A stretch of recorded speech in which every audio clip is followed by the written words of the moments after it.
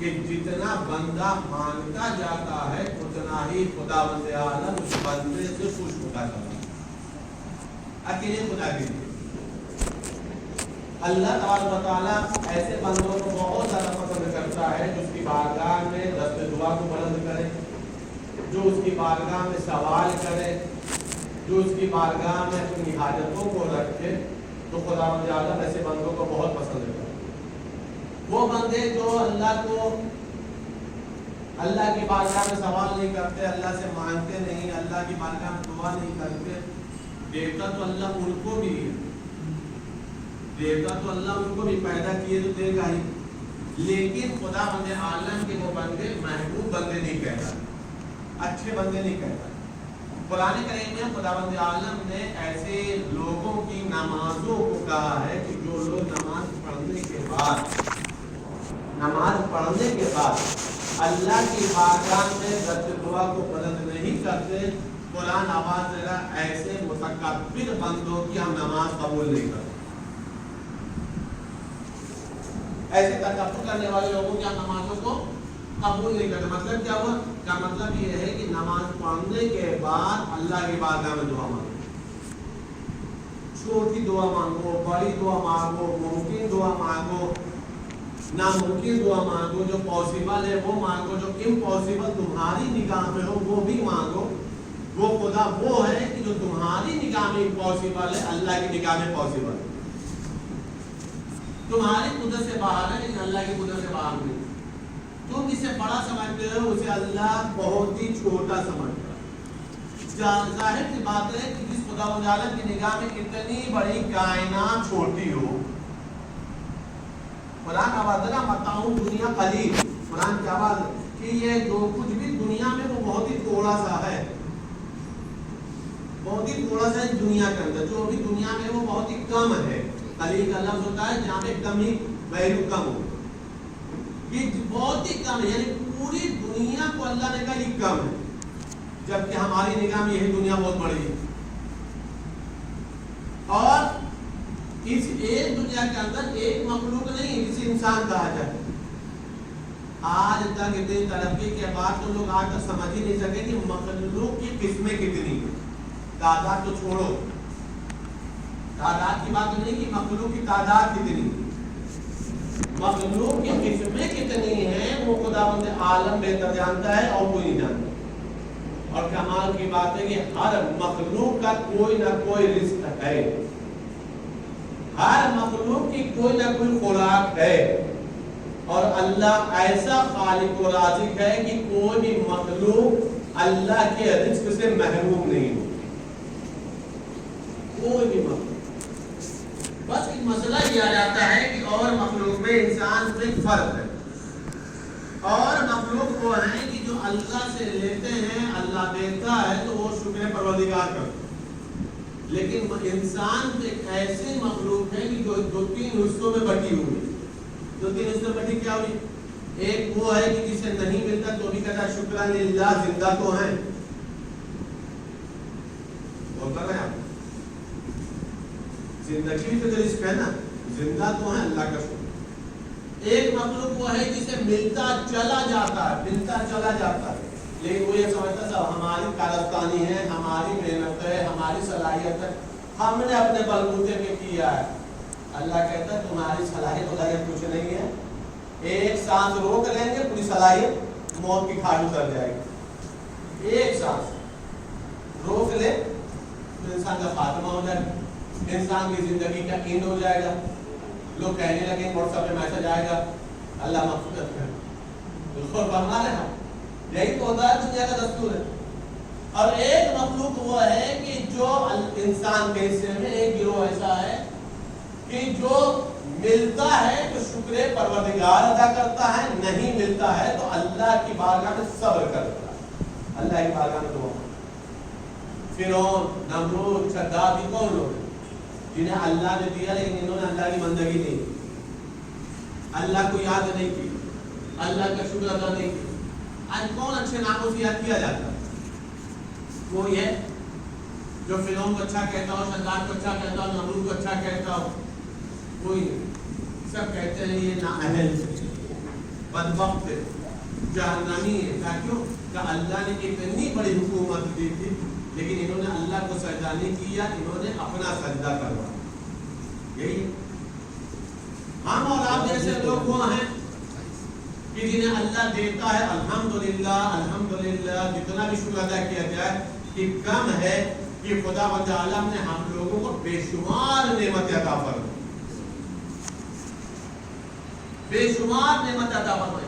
لیکن اگر ہم یہ چاہتے ہیں کہ ہماری ان نعمتوں میں اضافہ ہوتا رہے تو شکرا للہ کہنے کی ضرورت ہے، سجدہ شکر کرنے کی ضرورت ہے، اللہ کو یاد کرنا، اللہ کو یاد رکھنے کی ضرورت ہے. کہاں سنیں گے آپ؟ ہم نے کہہ دیا کہ ہم لوگ ہیں جو اللہ کی نعمتیں بہت پائیں، ہزاروں لاکھوں کروڑوں نعمتیں تو مالک کے پاس ہم ہیں یا نہیں؟ ہزاروں لاکھوں کروڑوں نعمتوں کے مالک ہم ہیں اس وقت. آپ سب ہزاروں لاکھوں نعمتوں کے مالک.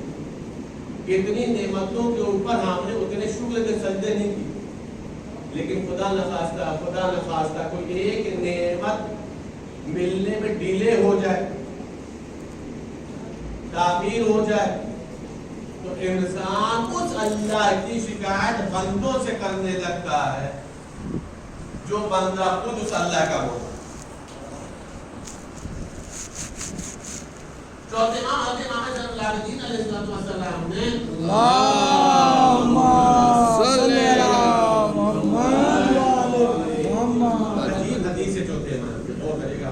کبھی کبھی اس حدیث کو پڑھتے ہیں تو سوچتے ہیں کہ واقعی یہ جملہ سے مولا ہی کہہ سکتے تھے، دوسرے میں دم ہی نہیں، طاقت ہی نہیں. مولا کا جملہ، مولا کہتے ہیں، مولا فرماتے ہیں میرے معبود ہمیں سمجھ میں نہیں آتا کہ میں تیری دی ہوئی بیماری پر شکر کروں یا تیری دی ہوئی شفا پر شکر کروں. اور کیا بیماری پہ بھی شکر، تو نے ہمیں بیمار کیا میرے معبود تیرا شکر ہے. کسی میں طاقت ہے کہ کوئی کہہ دے کہ میرے معبود تیرا شکر ہے کہ تو نے ہمیں فیور میں ڈال دیا. بڑی بیماری کا نام نہیں لے رہا ہوں بھائی، اللہ سب کو صحت و سلامتی سے لمبی عمر عطا فرمائے. الہی آمین. جو بیمار انہیں شفا کلی عطا فرمائے. الہی آمین. لیکن کوئی ہے ایسا انسان جو یہ سوچتا ہو کہ میرے معبود تیرا شکر ہے کہ تو نے ہمیں کھانسی دی، سردی دی، سر درد دیا؟ ہے کوئی انسان؟ آج صبح اٹھے تو پیر دکھ رہا تھا، دن بھر بہت زیادہ دوڑ بھاگ چیز ہے تو رات نیند نہیں سو پا رہے تو سر دکھ رہا تھا؟ ہو سکتا ہے؟ کوئی نہیں. اچھا ٹھیک ہو گئے تو نیچر میں فطرت میں اللہ کا شکر ہے کہ صحت مند ہو. جب چوتھے امام سے پوچھا کہ مولا آپ یہ دونوں موقع میں شکر کیوں کر رہے ہیں؟ مولا کا جملہ سنیں گا. مولا فرما رہے بیماری پر شکر اس لیے کہہ رہا ہوں کہ اللہ نے بیماری پر جزا کچھ نہیں رکھی ہے، لیکن اگر انسان ایک دن بیمار ہوتا ہے تو اللہ اس بیماری کے بدلے میں اس کے گناہوں کو بخش دیتا ہے، گناہوں سے پاک ہو جاتا ہے. تو شکر کا مقام ہے یا نہیں؟ شکر کا مقام ہے یا نہیں؟ کہ گناہوں سے پاک ہو گئے، اللہ نے اس بیماری کو گناہوں کا کفارہ بنا دیا، اللہ نے معاف کر دیا ہمارے گناہوں کو، بڑے بڑے گناہوں کو ایک دن کی بیماری میں. یہ تو مولا ہی سوچ سکتے ہیں. اور شفا میں تو بہرحال صبر ہے، شفا میں تو بہرحال شکر ہے کہ اللہ کا لاکھ کا شکر اس سے صحت ہے. یہ جتنی بھی چھوٹی چھوٹی نعمتیں ہیں جنہیں ہماری نگاہ میں چھوٹی کہو یا بڑی نعمتیں ہو، ان نعمتوں پر اگر یہ چاہتے ہو کہ دائم رہے، باقی رہے، کبھی ختم نہ ہونے پائے، آسان سا طریقہ یہ ہے کہ تم شکر کے سجدے میں اللہ کا شکر ادا. مولا میرے بول نے حضرت علی بن ابی طالب رضی اللہ عنہ سے پوچھا گیا مولا یہ بتائیے اللہم صلی علی محمد. جمعہ کے دن نیکی کا ثواب دوگنا ہو جاتا ہے، اور صلوات ایک ایسی نیکی ہے کہ جس میں خدا بند عالم 400 سال کی نیکی کا اجر عطا فرماتا ہے. اللہم صلی علی محمد و علی محمد. جمعہ کے دن کوئی بھی انسان نیک کام کرتا ہے تو خدا بند عالم اس کی جزا ڈبل. اب خدا نہ خاصہ کوئی برائی کرتا تو گناہ بھی ڈبل, دونوں طرف سے ڈبل والا معاملہ ہے, دوہرا معاملہ ہے. نیکی کا کام کیے ہو تو وہ بھی دوہرا ثواب, نماز پڑھنے آئے دوہرا ثواب, نماز کے بعد خدا نے کوئی گناہ کیے تو دوہری سزا. جمعہ ایک ایسا دن ہے. مولا من المومنین نے سے پوچھا کہ مولا یہ بتائیے ہمارا رزق تنگ ہو گیا, اور کہے گا رزق تنگ ہو گیا, روزی تنگ ہو گئی, مولا کیا کریں؟ مولا ان کا سنیں گا, مولا فرما رہے ہیں اگر تمہاری روزی تنگ ہو گئی ہو تو صدقہ دے کر کے آسمان سے اپنا رزق اتارو. صدقہ دے کر کے آسمان سے اپنا رزق اتارو. مطلب کیا ہوا؟ یعنی صدقہ نیت کرو, اور کریے گا اس بات کو محسوس کریے گا. صدقے کے لیے کوئی شرط نہیں ہوتی, چھوٹا اماؤنٹ ہے, بڑا اماؤنٹ ہے, 10 روپے, 5 روپے, 2 روپے, کچھ نہیں, جو جس کی صلاحیت ہے, حیثیت ہے. مولا فرما رہے ہیں صدقہ دے کر کے آسمان سے اپنا رزق اتارو. مولا نے پوچھا کہ مولا مطلب کیا ہوا؟ کہ جب صدقہ نکالو تو جیسے اپنی بلاؤں کو دور کرنے کی نیت کرتے ہو, مصیبتوں کو دور کرنے کی نیت کرتے ہو, بیماری سے شفا کی نیت کرتے ہو, اسی طریقے سے تو میرے معبود ہمارا رزق تنگ ہو گیا ہے, اگر ہمارے تنگی رزق میں کوئی رکاوٹ, کوئی بلا, کوئی مصیبت ہے تو میرے معبود اس صدقے کے ذریعے سے اس مصیبت کو دور کر دے تاکہ ہمارا رزق کشادہ ہو جائے, تاکہ ہمارا رزق آسان ہو جائے.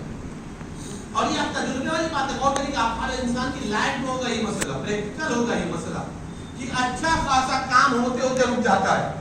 ہوتا ہے یا نہیں ہوتا؟ اچھا خاصا کچھ مسئلہ ہو رہا تھا, پتہ چلا رک گیا, کچھ فائدہ ہونے والا تھا, رک گیا. کہیں پہ کوئی میٹنگ ہونے والی تو اس میٹنگ کا کوئی ریزلٹ نہیں آیا, یا کوئی ریزلٹ آیا بھی تو مثال کے طور پہ 2 دن 4 دن ڈیلے ہو گیا معاملہ. کہیں سے کچھ ایک اچھا اماؤنٹ ملنے والا تھا وہ رک گیا مثلا. یہ وہ بتا رہا ہوں جو ہماری آپ کی زندگی کی ضرورت ہے. ہوتا ہے یا نہیں ہوتا؟ آپ کسی بھی ایسے کام کو کرنے کے لیے, کسی بھی ایسے کام کو کرنے سے پہلے ایک مرتبہ گھر سے نکلنے سے پہلے یہ صدقہ دے کر کے نکلے, میرے معبود اس کار خیر کے لیے نکل رہا ہوں, اس کام کے لیے نکل رہا ہوں, اس میٹنگ کے لیے نکل رہا ہوں, اس ڈیل کے لیے نکل رہا ہوں, فلاں فائدے کے لیے نکل رہا ہوں. میرے معبود اس فائدے میں اگر کوئی رکاوٹ ہے تو میرے معبود اس صدقے کے ذریعے سے اس رکاوٹ کو,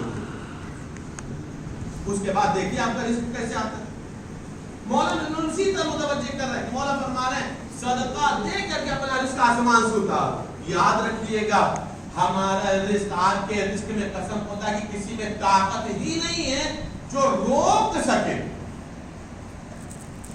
ہمارے آپ کے رزق میں کسی کی طاقت ہی نہیں, کسی مخلوق میں طاقت نہیں ہو کسی کا رزق روک سکے. اگر رزق رکتا ہے تو وہ ہماری کوتاہی کی وجہ سے رکتا ہے. اس لیے کہ اللہ نے رزق کی ذمہ داری کسی بندے کو دی ہی نہیں ہے. اللہ نے رزق کا پورا اختیار اپنے ہاتھ میں رکھا, پوری قدرت اپنے ہاتھ میں رکھی.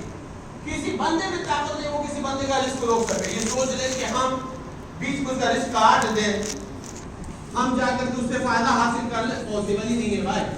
اس لیے کہ اگر یہ اختیار بندے کے ہاتھ میں ہوتا تو ممکن تھا, لیکن اللہ نے رزق بندوں کے ہاتھ میں نہیں دیا ہے, اللہ نے رزق اپنی قدرت میں رکھا. اب اگر رزق رک رہا ہے, اگر کہیں پہ رکاوٹ بن رہی ہے, اسی رکاوٹ کو دور کرنے کا نام صدقہ.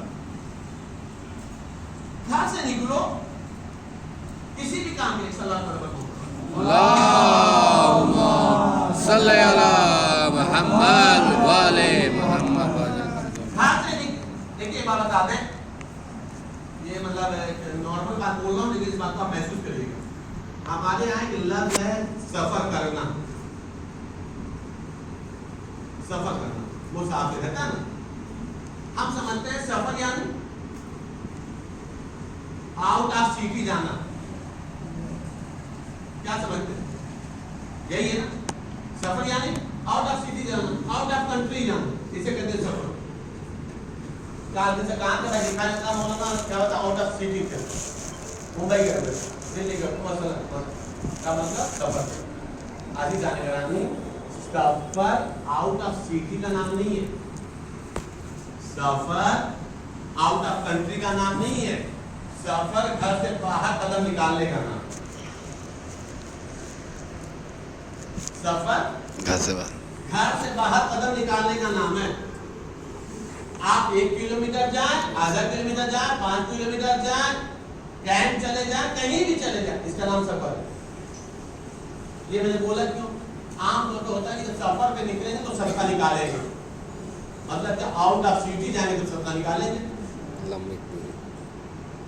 کیا محسوس کیا آپ؟ آؤٹ آف سٹی نکلیں گے تو صدقہ نکالیں گے, آؤٹ آف کنٹری جائیں گے تو صدقہ نکالیں گے.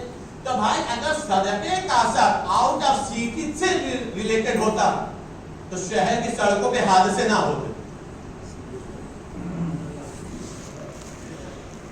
شہر کی سڑکوں پر, سٹی کی سڑکوں پر ایکسیڈنٹ نہ ہوتے. اس کا مطلب یہ ہے کہ ایکسیڈنٹ کا تعلق ہر چھوٹے بڑے سفر سے ہے. یہ میں نے عرض کیوں کیا؟ آج اس لیے کہ گھر سے باہر نکلتے وقت صبح کے ٹائم صدقہ نکال دو. جان کا, مال کا, کاروبار کا, رزق کا, روزی کا, حادثات سے محفوظ رہنے کا, بلا مصیبت کو دور ہونے کا. مولا امام رضا علیہ السلام اللہم صلی علی محمد وعلی محمد واجل فرجو. جو شخص صبح کے وقت اپنی شروعات حمد پروردگار, تسبیح پروردگار, بندگی پروردگار سے کرتا ہے اور اس کے بعد صبح کے وقت صدقہ نکالتا ہے تو وہ صدقہ دن بھر کی اس کے ضامن بن جایا کرتا ہے. حادثات سے محفوظ رہنے کا ضامن بن جاتا ہے, خطرات سے محفوظ رہنے کا ضامن بن جاتا ہے, پورے دن کی ضمانت بن جاتا ہے وہ صدقہ. میں نے عرض کیا شروع میں کہ اس کے لیے کوئی شرط نہیں ہوتی, دور میں 5 منٹ اس میں 5 جو بھی حیثیت کے ہوں پورے دن کی لوگ وہ اسی طریقے سے انسان رات میں سوتے ہو اگر ایک مطلب صدقہ نکالتا ہے رات کے شیطان کے شر سے محفوظ رہتا ہے. روایت میں کہ حادثاتی موت سے انسان محفوظ رہتا ہے, خطرات اور بلاؤں سے محفوظ رہتا ہے. یعنی جسے ہم چھوٹا سا اماؤنٹ سمجھتے ہیں, اللہ نے اسے قربتاً اللہ کی بنیاد پر اتنی طاقت عطا کر دیتا ہے کہ وہ چھوٹا سا امام ہمارے جان مال کا محافظ بن جایا کرتا ہے. ایک سال بات پر محمد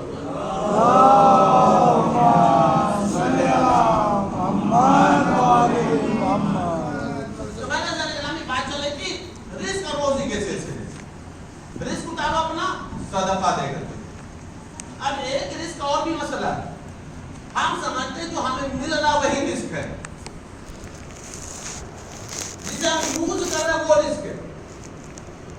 آپ یاد رکھیں رزق کی 2 قسم ہیں, روزی کی 2 قسم ہیں.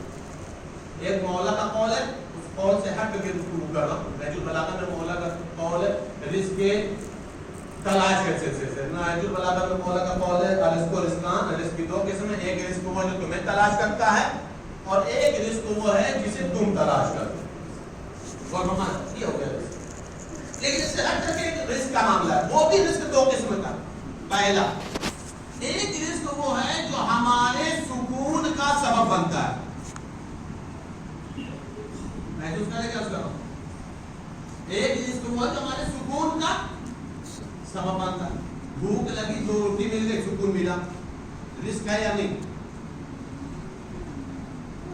پیاس لگی تھی, پانی پی لیا, سکون ملا, رزق ہے یا نہیں؟ ہے نا رزق. یعنی ایک رزق وہ ہے جو ہمارے سکون کا سبب بنتا ہے. ایک رزق اور بھی ہے, کچھ بھی کر رہے ہیں پریشانی دور نہیں ہو رہی, ٹینشن دور نہیں ہو رہا, انسان ڈپریشن میں آ جا رہا. کیا بولنا کیا بتائیں, یہ پریشانی کی پیچھائی نہیں چھوٹ رہی. کھا رہے ہیں, پی رہے ہیں, وہ بھی رزق ہے. سو رہے ہیں, جا رہے ہیں, وہ بھی رزق ہے. چل رہے ہیں, پھر رہے ہیں, وہ بھی رزق. لیکن اس کے ساتھ ساتھ کچھ تکلیفیں ہیں, کچھ پریشانیاں ہیں, کچھ مصیبتیں ہیں جو پیچھا نہیں چھوڑ رہے. جس دن وہ پیچھا چھوٹ جائے, مصیبتوں کا پیچھا چھوڑ دینا بھی ایک رزق ہے. جیسے بیمار کو شفا ملنا رزق ہے یا نہیں؟ بیمار کو شفا مل جانا رزق ہے یا نہیں؟ بیمار تو بھی کافی رہا تھا لیکن سکون نہیں تھا. شفا مل گئی تو سکون بھی مل گیا، ٹھیک بھی ہو گیا۔ جو یہ پریشانی والا رزق ہے، محسوس کرے گا، مولا کا قول بیان کر رہا ہوں، مولا فرما رہے ہیں، مولا سے پوچھیں کہ مولا ہم کچھ بھی کرتے لیکن ہماری پریشانیاں دور نہیں ہوتی، کچھ بھی کرتے ہیں رنج دور نہیں ہوتا، غم دور نہیں ہوتا، دکھ دور نہیں ہوتا، درد دور نہیں ہوتا۔ مولا کیا فرما، اس کے لیے کیا ہے؟ مولا نے جملہ سنے گا، مولا فرما رہا ہے اگر تم چاہتے ہو تمہاری پریشانیاں تمہارے سکون میں تبدیل ہو جائیں، رنج اور غم ختم ہو جائیں، یہ اس وقت تک ختم نہیں ہوتا جب تک تم گناہوں کا پیچھا نہیں چھوڑو گے، پریشانیاں تمہارا پیچھا نہیں چھوڑنے گا۔ اس رزق کا تعلق گناہوں سے ریلیٹڈ۔ اگر ہمارے کو پیر در پیر خدا نہ خاصہ پریشانیاں آنے لگے، مصیبتیں آنے لگے، تکلیفیں آنے لگے، دکھ آنے لگے، تو ہم یہ نہ سمجھیں کہ یہ آیا ہے چلا جائے گا، یہ آیا ہے جائے گا تب جس گناہ کی وجہ سے آئے۔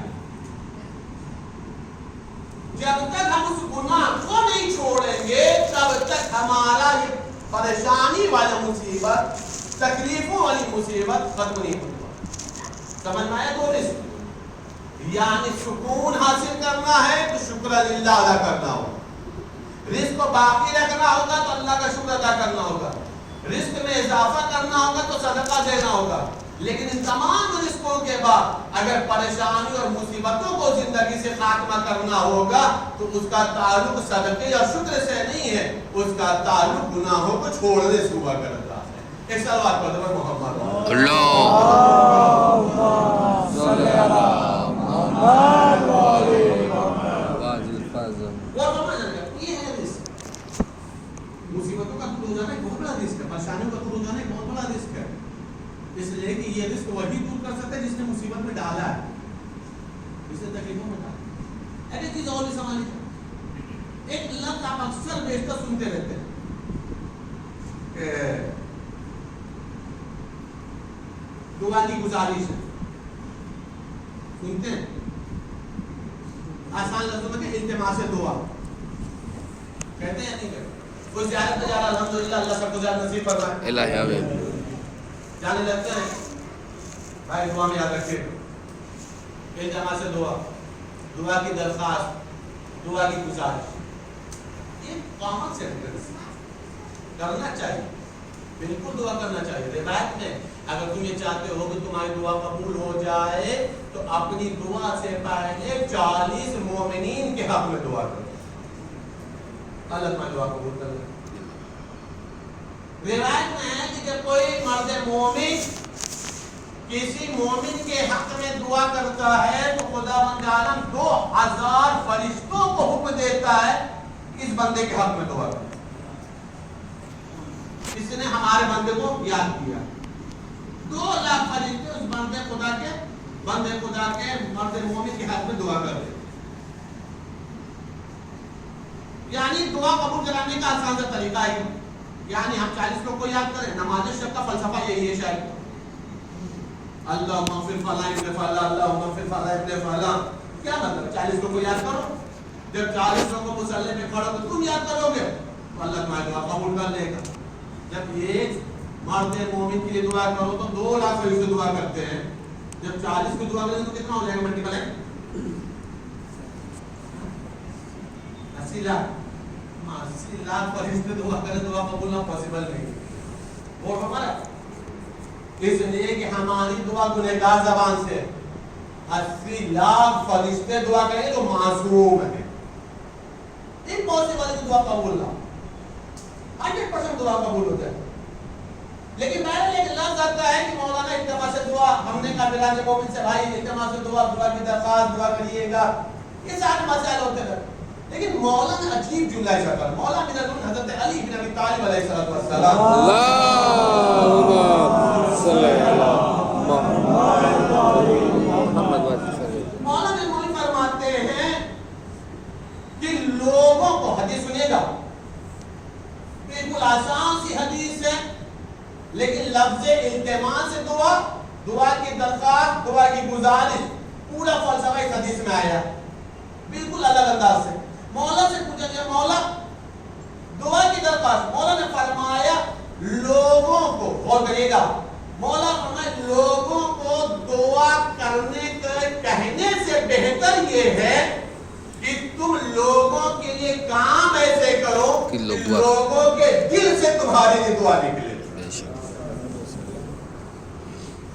یہ کہنے سے بہتر ہے اجتماع سے دعا، اجتماع سے دعا. اس کا مطلب یہ نہیں کہ مت کہیے گا بھائی، اس لیے کہ یہ نہ کہنا تب شروع ہوگا جب ہم نے کچھ اچھا کیا ہوگا.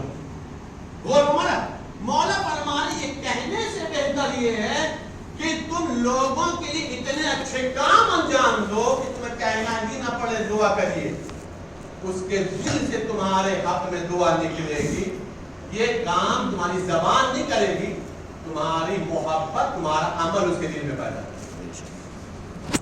اگر یہ ہم نے اپنے اندر پیدا کر لیا تو یاد رکھیے گا زبان سے کی ہوئی دعا قبول ہو یا نہ ہو، لیکن اگر دل سے دعا کسی کے حق میں نکلتی ہے تو اللہ ضرور قبول فرمائے. بسم اللہ الرحمن الرحیم.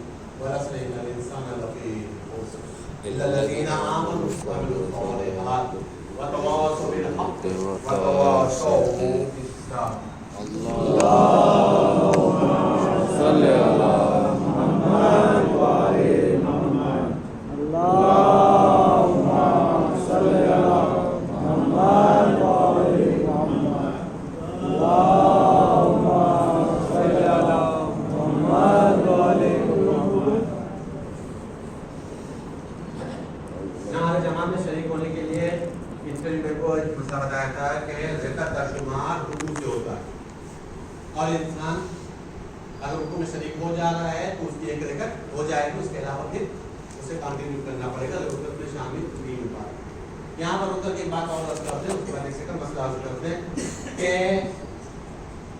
نیت کرنے کے لیے یعنی رکوع میں جانا ہے نا، اگر شروع سے آ گیا ہے، اقامت میں آ گیا ہے، مثلا جیسے ابھی آپ لوگ بیٹھے ہوئے کوئی مسئلہ نہیں، لیکن ایک انسان ایسا ہے کہ جس وقت رکوع میں شریک ہو رہا ہے، آتا ہوا چلا آ رہا ہے، روتا ہوا چلا آ رہا ہے، وہیں اس نے بول دیا یا اللہ، پیش امام نے اپنا وظیفہ ادا کر دیا کہ جو ایک مرتبہ ذکر رکوع کر رہا تھا اسے 2 مرتبہ کر دیا، 3 مرتبہ کر دیا، 4 مرتبہ کر دیا. مثلا اس نے ایک ریزن ہے، وجہ یہ ہے کہ نیت کرنے کے لیے، غور کریے گا اس مسئلے میں زیادہ تر لوگ شریک آ جاتے ہیں، اللہ محفوظ رکھے اس بات کو محفوظ غور کریے گا کہ نیت کرنے کے لیے بدن کا ساکن ہونا ضروری ہے. نیت کرنے کے لیے بدن کا ساکن ہونا ضروری ہے. بدن کا ساکن ہونا ضروری کا مطلب کیا ہے؟ بدن کے ساکن ہونے ضروری مطلب یہ ہے کہ چلتے چلتے چلے آ رہے یا اللہ اللہ اکبر، بس یہ ساکن نہیں ہے. آپ نے کوئی اللہ مانا شروع کیا تھا، پیش امام نے 2 سے 3 مرتبہ کا وظیفہ بڑھا دیا اپنا، آپ کے ساکن ہونے کا مطلب ہے کہ آپ اپنی جگہ پر بدن کو بالکل نارمل کرنے کے بعد نیت کریں، تب جا کر کے وہاں سے نیت شریک ہوتی ہے. یعنی اپنی جگہ پر آپ صحیح سے کھڑے بھی نہیں ہو پائے اور اللہ اکبر کہہ کر رکوع میں چلے گئے، نیت سے. اسی میں لگتا ہے کہ اس نیت میں زیادہ تر لوگ شکار ہو جاتے ہیں. بدن کا ساکن ہونا ضروری ہے، پہلا مسئلہ. یہ تو چونکہ اس دن کل پچھلے جمعے کو ریکر میں شامل ہونے کا بات آتا ہے اس لیے ہم نے کہا اس کو ضروری ہے کلیئر کر دینا. دوسرا مسئلہ یہ ہے کہ اگر مثلا پیش امام ظہر کو کوئی مسئلہ نہیں، عام دنوں کی بات، ظہر یا عصر کی نماز پڑھا رہا ہے، عشاء کی نماز پڑھا رہا ہے، مغرب کی نماز پڑھا رہا ہے، آپ کی ایک ریکت کا آگے پیچھے کا معاملہ چل رہا ہے. پیش امام کی مثلا دوسری ریکت ہے، تیسری ریکت، آگے دوسری ریکت، پیش امام کی تیسری ریکت اور آپ کی دوسری ریکت. اب ایسی حالت میں پیش امام کے دل کی بات آپ جانتے نہیں، 10 زیادہ کتنا پڑھے گا آپ کو معلوم ہے نہیں، 1 مرتبہ پڑھے گا، 2 مرتبہ پڑھے گا، 3 مرتبہ پڑھے گا، 5 مرتبہ پڑھے گا، 7 پتہ نہیں. غور کرا ایسی حالت میں آپ کی ذمہ داری یہ ہے کہ آپ کو سورہ الحمد ختم کرنا ہے. سیکنڈ سورہ شروع اس وقت کر سکتے ہیں جب آپ کو اس بات کا بھروسہ ہو کہ آپ شروع کیے تو ختم ہو جائے گی، اور اگر سیکنڈ سورہ ختم نہیں ہو پا رہی ہے تو ایسی حالت کو سے آپ وہیں پہ چھوڑ دیجیے، رکوع میں شریک ہو جائے. یہ اب اس لیے کیا ہے کہ اکثر و بیشتر ایسا ہوتا ہے کہ پیش امام تھرڈ رکعت میں چلا گیا، فورتھ رکعت میں چلا گیا اور سامنے والی کی سیکنڈ رکعت ہے، جہاں شریعت سیکنڈ سورت کی بھی اجازت دینا چھوڑنے کی، وہاں قنوت لے کے کھڑے ہو جاتے ہیں۔ ہوتا کیا ہے؟ ادھر قنوت پڑھ رہا ہے، پیش امام رکوع سے کھڑا ہو گیا، آپ کی نماز آٹومیٹک فرادہ میں چلی جائے گی، جماعت نہیں رہے گی۔ اس لیے کہ پھر اس طرح کہ رکعت کا شمار رکوع سے ہوتا ہے، رکعت میں شریک ہوں گے تبھی ہو پائے گا نا۔ رکعت سے جہاں الگ ہوئے اپنے آپ کو نماز آپ کی فرادہ میں ہو جائے گی۔ ایک صلوات پڑھیں محمد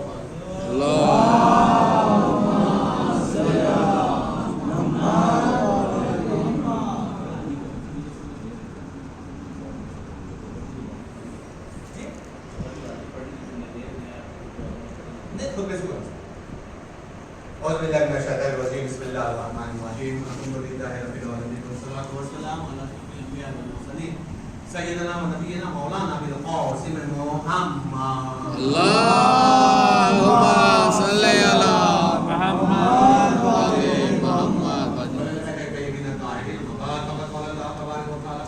بسم اللہ الرحمن الرحیم، ان اللہ وملائکتہ یصلون علی النبی یا ایھا الذین آمنوا صلوا علیہ وسلموا تسلیما۔ اللهم صل على محمد وعلى محمد اللهم صل على سيد المرسلين وشفيع المذنبين نبينا محمد صلى الله عليه وآله وسلم۔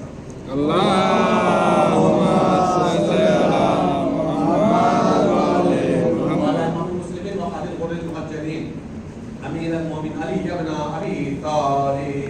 اللهم صل على محمد وعلى محمد وعلى سيدنا النساء العالمين ومزة خاتم النبيين سيدتنا فاطمة بنت رسول الله صلوات الله عليها۔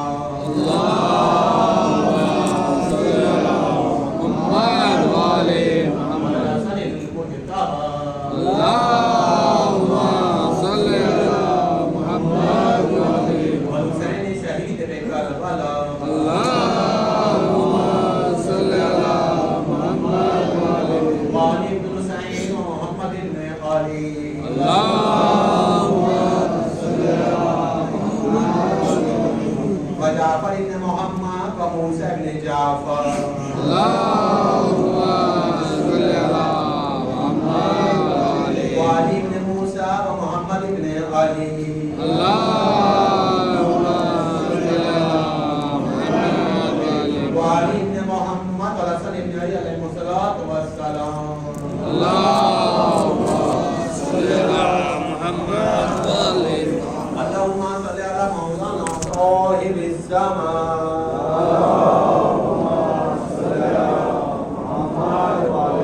تمام نبونا کے موضوع پر مل گئی 5 مرتبہ ملتی کو دلاتا ہوں۔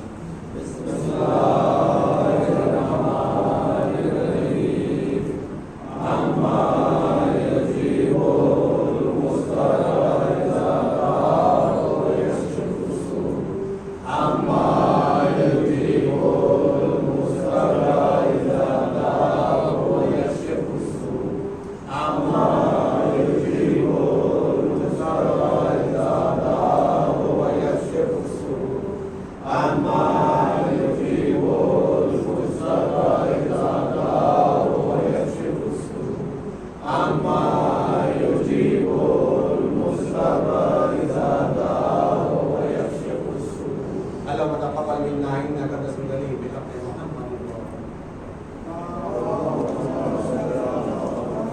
محمد وآل محمد وآل بلند الدروات صل على